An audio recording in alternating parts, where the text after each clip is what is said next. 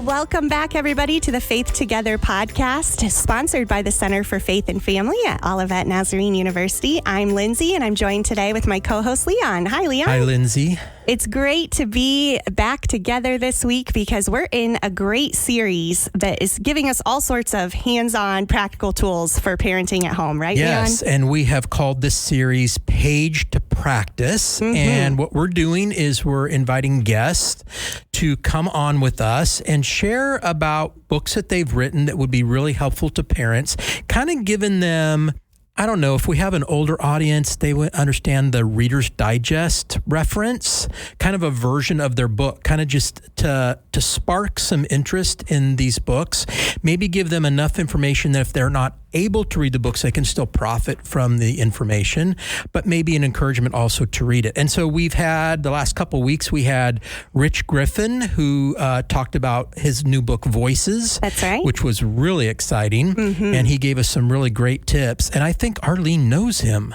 Oh, our guest today, yeah. Arlene, yeah. you know Rich. Sorry, we just jumped in on Arlene too quick without even introducing her. And then last week, we had Dr. Daniel Allen talk about anxious generation and the things that he's been doing in his class as they've been talking about society and media. Yeah, I really appreciated that conversation. Yes, it was really great. And you know, it's just good hearing from someone who's kind of living in that world right now, and to and not just be like negative about all the stuff that's going on with social media, but really hopefully helping our parents to have a better understanding. Of course, our guest today, Arlene, which we'll introduce in just a moment, helped us with our curriculum that we developed for that purpose of really helping our kids, our families, protect our kids when it comes to screens. That's right. And I really appreciated when Daniel shared with us last week about the schools in our area taking screens so seriously. So that was encouraging as well. So I would encourage our listeners to go back and listen in if you didn't hear any of those episodes. Absolutely. Well, today, as you said, Leon, we have an author, a podcaster, a speaker, a wife and mom, and our dear friend, Arlene Pellicane, back with us on the podcast. Hi, Arlene. We're so glad to have you. I love being back with you. Thanks so much, Lindsey. Thanks, Leon. Yeah, great to have you. Glad to have you. So if you've not met Arlene, here's a little bit about her background. She is a speaker, an author, a media personality, and a blogger. She has written 7 books. They are 31 Days to Becoming a Happy Wife, 31 Days to a Happy Husband, 31 Days to Becoming a Happy Mom, Growing Up Social, 31 Days to a Younger You, Calm, Cool, and Connected, and her latest, Parents Rising, which is the one we're going to talk about today. Arlene has appeared in major media outlets, including The Today Show, Focus on the Family, Fox and Friends, Family Life Today, The 700 Club, The Better Show, The Hour of Power, Turning Point with Dr. David Jeremiah, and Home Made Simple on TLC. She's been interviewed on numerous radio programs and written for several national magazines. Arlene earned her BA from Biola University and her MA from Regent University. Before becoming a speaker and author, she served as a features reporter for the 700 Club and an associate director for Turning Point Television with David Jeremiah. She lives in a happy home in San Diego with her husband, James, and her kids, Ethan, Noel, and Lucy. We are so glad to have you with us, Arlene. Welcome. Thank you so much. So fun to be with you. Arlene, hearing that bio makes me tired. Oh, no. Don't be tired. Be happy. Be happy. It's a happy thing. Well, I actually have a different book, even a new book, so you can make your bio even more tired. I have another book called Making Marriage Easier. So that's a good one, too. That one came out this year. You're right. Cool. I have that one at home. It's a great book. Highly recommend it. So, Arlene, as you know, we're trying to help parents be the kind of parents that they want to be. And sometimes that feels a bit like a losing battle because there are so many things drawing us in so many directions. And I know your book kind of addresses that. So can you talk a little bit as we get started talking about Parents Rising with how we begin to claim victory when things are so hectic in our lives? I love this question. And I think there are so many facets to it, but one is to start with the attitude, because the attitude is, if your attitude is, oh, well, it's just a tsunami of problems. How are we ever going to get through this? It's not going to change. Then guess what? That's kind of what you're going to get. But if our attitude is, okay, Lord, help me get back in the game, help me to re-engage. So really Parents Rising is about, we can't just sit on the sidelines. We can't just be deterministic and say, oh, I guess this isn't going to work out that great. So part of that victory is kind of it's claiming it, right? It's standing up and saying, I will play again, even though my child, won that round yesterday. I'm going to get up and I'm going to play again. So it is an attitude of optimism. It's trust. It's hope. God, I put my hope in you. Lord, I need your help. It's being a coach. And when you get new information, like maybe you'll get a little new tidbit today and you'll think, okay, that's why that play I've been running has not been working all this time. So a lot of the victory is learning how do we do this different? Maybe I need to think differently about this particular child. Maybe I need to try something new. And when we get that new information, to implement it. So be open to learn, which you obviously are because you're right here at Page to Practice. So that's really good that's what you want. And then it's right practices. Right. So the reason you're not having victory is because it's not that you're not a good person or that you don't have the good intentions. It's just some kind of family rhythm, family practice isn't working. And if you were to make a small tweak, you might see a big difference. So I love the idea that complex problems in your family do not require complex solutions. Victory may simply be, hey, you guys, we're going to start eating dinner again. And when we eat dinner, we're not going to have screens and I'm not going to badger you. Like, we're actually going to have fun together. And that might just be that little small thing that changes everything in your home. I love that. The phrase complex problems do not require complex solutions for parents listening out there. Yeah. And that reminds me when you did the curriculum with us on screen safety, you talked a little bit about implementing simple things, trying one thing, seeing how that works, and doing this like a step-by-step, not feeling like you have to get to the destination in one shot. Yeah. And if you feel, sometimes you're overwhelmed if you try to move the mountain. But if you climb, for 200 steps and you got somewhere, you feel like, hey, I got somewhere today. So this might look like taking a phone away at night and making that a habit so that your sweet child can go to sleep, right? If you had someone all through the night being, hey, look at this. Hey, look at this. Look at this, beep, beep, like, you would not sleep well. So those little things, they go a long way. So Arlene, share with us an overview of the 8 parenting strategies in Parents Rising. I think they are so helpful. And I think that parents who love God, they want their kids to love God as well. They want their kids to respect authority and value what is right, can really learn from these 8 strategies. What are those and what are your tidbits for each one? There are 8 strategies, so I'm going to give those to you. And then I'm going to ask you a few questions that will kind of help us with these. The first strategy is amusement is not the highest priority. To realize, wait a minute, to keep my child 24/7 happy, amused, with pleasure. This is not my responsibility, nor is it the highest priority. Strategy number 2, parents call the shots. So you are the one in charge, not the little 2-foot tall little toddler or the 18-year-old that's saying, I am an adult now. You're still the one in charge if your kids are under your roof. Strategy number 3, routine and boundaries provide security. Instead of thinking, oh, you know what, I'm just going to let my kid do what they want to, follow your heart, all this stuff, to realize, wait a minute, the best thing we can do for our kids is to show them these are the boundaries and you should not cross these, my child, and help them to realize that and give them routines that stabilize them, that help them understand what's happening next in life. Strategy number 4 is the Bible and prayer every day. That they see this as a lifestyle, that it's not, oh, we go to church on Sundays and that's basically the only time I hear about God until the next Sunday. We want the Bible to be seen in the home. We want prayer. And it doesn't mean like, oh, look, mom's up at 4 a.m. reading her Bible and praying. It doesn't have to be that way. It's as simple as, hey, we're going to school. God, we just pray you'd lead us to the right person today. Give us a good conversation. Help us to be your light. Help us to encourage someone today. In Jesus' name, amen. So it's something so short, but they realize, hey, this is part of our family life every single day.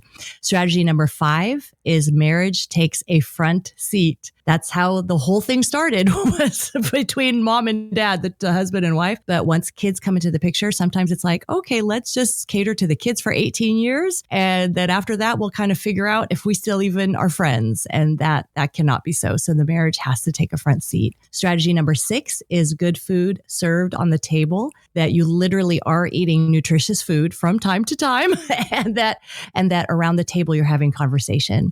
Strategy 7 is love is spelled Time, that it is the time that you spend together. And the last strategy, 8, is launching adults, not babying children, that you realize, okay, I am raising a future adult. So, so take this little quiz with me. My children could have a screen-free, no Wi-Fi weekend without any problems. Yes or no? My children show honor to me as a parent. Yes or no? I enforce house rules and boundaries. My kids know I cannot be swayed. Yes or no? So that's just a little sample, and you can take the full quiz, in the book, Parents Rising.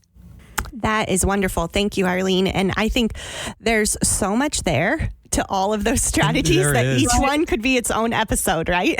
Well, it's probably a chapter in a book. Uh-huh. Yeah, right. Exactly. That's how it works. That is how it works. Learn more, pick up this book, and you now have the overview. Yes. One of the things that stood out to me, Lindsey, I don't know if you picked up on this or not, but when we were talking with Rich Griffin, one of the things that he said is love is spelled Time. Do you remember that? I do. So one of the things that I love about us doing these kinds of series together is when we bring in guests like this and they're using the same kind of language. Yeah. What it does, I think, for me is it reinforces that we're not off in left field somewhere. There's other people that think these same things about these important moments in life or qualities in life that need to be emphasized. So thank you, Arlene, for that. And it goes along with what we were talking about just a minute ago about complex problems doesn't mean we have to have a complex solution. Yeah. Incorporating prayer and Bible reading in your everyday doesn't have to be, as you said, Arlene, getting up and modeling it at 4 a.m. I'm learning this in our own home right now, that it can be a simple, hey, we're going to pray together before we go here, or we're going to talk about this verse in the Bible real quick. What does that mean to you? It doesn't have to be this overdone experience. It really is about what you're saying, Leon, that time spent together and focusing on what's most important.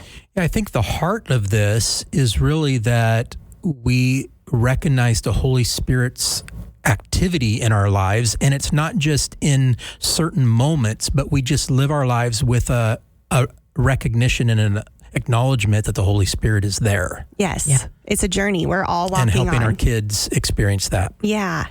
Now, speaking of kids, we know many of these strategies are for your kids and for thinking of them. But there's one in particular, Arlene, that is about your marriage. And so you spend a chapter on the importance of keeping the marriage ahead of our kids. And this can be really hard to do. I know I'm learning that in my season in life. How can we keep our marriage on track and a priority when raising kids? You need to have the long view. So I have now my kids, I've got one in high school, one in college who's away, and then one who is working. And you realize, oh my goodness, this empty nest thing is real. And when your kids go, you want there still to be a friendship, a love, that you still have interesting things to do together. And the time to do that isn't just, one day before your last baby launches out of the nest. It's right now. And so how are ways that you can remember, okay, let me give affection to my spouse. Think of all the compliments we give to our kids. Obviously, we love our kids, and we're like, "Oh, you did so good in the soccer game. I love how you were such a good. You had good sportsmanship." And we notice all these things about our kids. But when was the last time we noticed something about our spouse, right? That we said, "Oh my goodness, you closed that deal. You've been working on that for a whole month. You showed such perseverance." We're just like, "Yeah, good job." Like we don't say those things. Yeah. So in the same way, we would compliment our kids, notice our kids, want to build up our kids. Do we do that same thing with our spouse? We have a dog, a golden doodle. And I remember I heard my husband's voice and he was like, "You're just the cutest." And I said to him, "You're talking to the dog, aren't you? You are not talking to me, And so it's just turning those compliments back to your spouse. And then just think of, I remember when, I have to pick up my kids for tennis. Let's say they were playing tennis in high school. And if they're running late and I have to sit in my car for half an hour, I'm not really mad. I just pick up a book. I leave a book in the car, just read the book. They come in, "Oh, we're so sorry, Mom. Tennis practice went late." "No problem. How was your day?" But if my spouse, James, told me to pick him up at 5 and he came out at 5:30, I would be totally different. I would say to him, "Do you not know I have to make dinner? Like, couldn't you have told me? Like, why are you late?" Like the position, right? Is totally different towards your spouse. Maybe it's just me, but how do we treat, right? How we'll bend over backwards for our kids. But when our spouse says, "Hey, we need to go on a date night," or, "Hey, could you help me with this project?" Or, "Oh, I'm really thirsty. Could you refill my water glass?" We're kind of like, "Yeah, do it yourself," or, "I don't have time for that." So we need to shift that attitude to say, do I give the same treatment, right? VIP treatment to my spouse as I do to my kids? Who in my life do I treat the best? And that's an ouch, because usually it's our kids, right? Because they're smaller, they're needier, they're more interesting to us because they're kind of growing and they have all these different things where, my spouse and James and I have been married 26 years and it's like, hey, we're kind of the same. You're not quite as interesting as this little kid that's growing and changing right before my eyes. And so to realize, Lord, just write my heart and give me that new love for my spouse. Help me to see them how you see them. Help me to compliment them. Help me to serve them. Help me and my kids to see, wow, you treat dad so good, right? That's what you want. So that when your kids grow up, they say, "I want to be married like my mom and dad," because they loved each other. They were friends. They had fun together. And we want our kids to have that too. Yeah. I'm so glad you've emphasized that in the book. When we were doing our original research for the project that we're working on, one of the things that came to the surface was the importance of healthy parents. And we even did a video series on that, Lindsey, curriculum series on healthy parenting. And one of the things that we really discovered was, you can do all the right things for your kids, but if as parents, you're not in a healthy position, it can really do damage to the work that you're doing to try to raise healthy children. So thank you for the impact of that chapter. I think a lot of people who read that book are going to find that helpful. And Leon, even the inverse, let's say you don't do everything perfectly. There are things you miss, but you had a strong marriage. Your faith in God was vibrant. You didn't check off all the boxes of doing all these things. The same is true that your kids will remember that the sturdiness of your relationship, the love in the home. And it's okay that you didn't do the 30-minute devotional every week like you meant to, the inverse is true too. Yeah, that's good insight. Thank you for that. So a lot of what you have shared with us here today in the curriculum you've written for us is really, really great information for families who are kind of just getting started on this parenting journey. It gives them good ideas of things to do to make sure that they're healthy with their kids as they grow. But what about those families that have older children or teenagers? Is it too late for them? Can they implement some of these practices and make changes? It is never too late. Isn't that great? Even if you have an adult child that you're like, why did I not hear this 5 years ago? It is not too late. And it really looks like connection, apology, maybe saying to your teenager, "Hey, you know what? I've just been listening to this podcast and I realized that I wish I would have prayed for you more and with you more all growing up. And it's something I regret. And I'm sorry about that. I've never parented an 18-year-old before and it's kind of new to me and I'm faltering. But you know what? This last year, you're at home, your senior year. If it's okay with you, I'm just going to start praying with you. As you leave the door, I'm just going to hug you and say a prayer for you.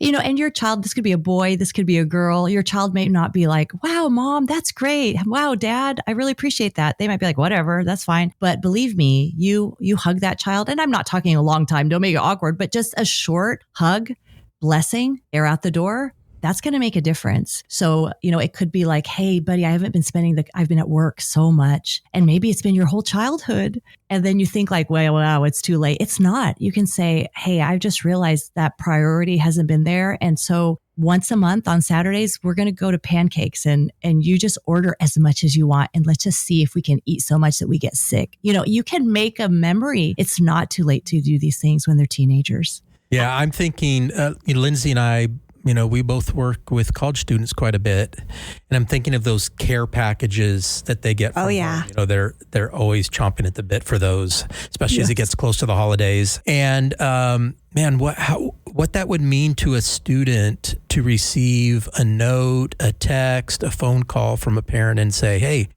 this is what I'm doing at home now. I'm praying for you. I'm doing these things. I wish would have done things a little bit differently, but boy, I'm rooting for you, your success, all those kind of things that you've shared, Arlene, would make such a big difference. So I'm with you. I don't think it's too late. Yeah. And I think of things like, maybe you haven't been attending their sporting events, and then you're like, okay, I'm going to do that. And you rearrange your schedule and you do it. That you say to your child, hey, you know what? You're about to graduate. You're about to learn how to drive. I'm going to teach you. Or we're going to go down to the bank and I'm going to show you how to open an account. Or we're going to go grocery shopping and I'm going to show you how to find the best deals. All these things that your kids will need, and it's not too late. And these are ways that you can connect with them. I love that. And I agree, Leon, as you were sharing too, that college students, it isn't too late, no matter what age they're at, that, we see things like family weekend here at Olivet, and parents will say to me like, I didn't know they'd really want me to be here, but they do, and they have a great time. And so just that ministry of presence, like what you're saying, Arlene, of just being at the game and showing up in those spaces, they notice, and it matters. It matters in a big way. Arlene, are there other things from the book that maybe we've not brought up in question form for you today that you would want our listeners to know about? Well, as you know, we've gone over, probably kind of 1, 2, we've hit a few of them, but there are many, many more strategies. I would say, just as we close out, to just think about this idea of parents call the shots, that we are living in an age where it's like, oh, who are you to think that you're doing this right? Who are you to think you're the authority, and all this. And so we come very insecurely into parenting, but to realize, wait a minute, the Bible does not change. And that biblical commandment of honor your father and mother. And it's the first one with the promise, so that it will go well with you, so your generation will prosper and you'll be able to make more people, right? So that the generations will continue.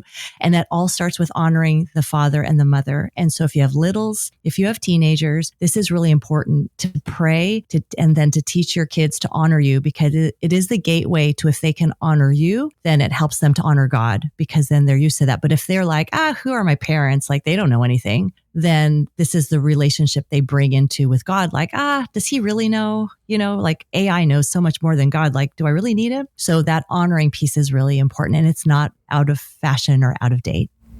Well, thank you so much, Arlene. I couldn't have said it better, and I think that's a great way to wrap up our episode for all of our listeners out there.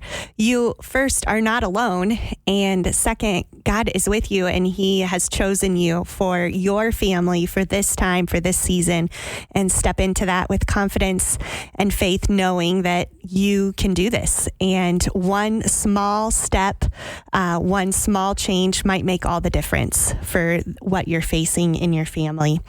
Well, next week, we are excited to wrap up our Page to Practice series. So please join us again next week for our final episode of this series. And Arlene, again, we are so grateful to have you on as our friend here on the Faith Together podcast. And we'd love to just hand it to you to close us out. When building faith, we are better together.